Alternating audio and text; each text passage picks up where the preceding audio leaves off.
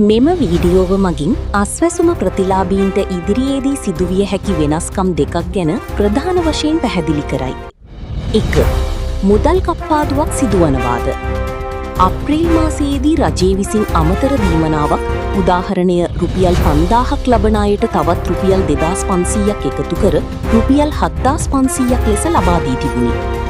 මෙහිදී ඇතැම් ප්‍රතිලාභීන්ට පද්ධතියේ දෝෂයක් නිසා එම අමතර මුදල දෙවරක් ඩබල් බැරවී ඇති බව වාර්තා වේ.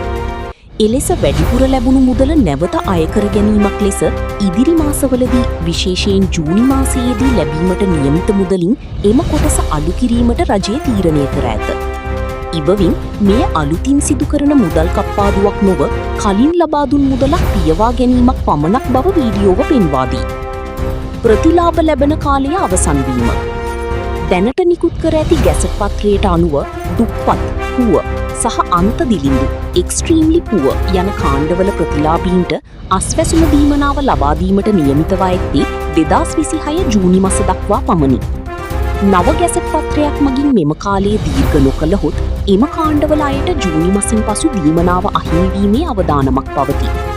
කෙසේ වෙතත් මේ දැනට පවතින නීතිමය තත්ත්වය වන අතර රජයේ ඉදිරියේදී මේ දීර්ඝ කරනු ඇතැයි බලාපොරොත්තු විය හැකි බවද මෙහි සඳහන් වේ.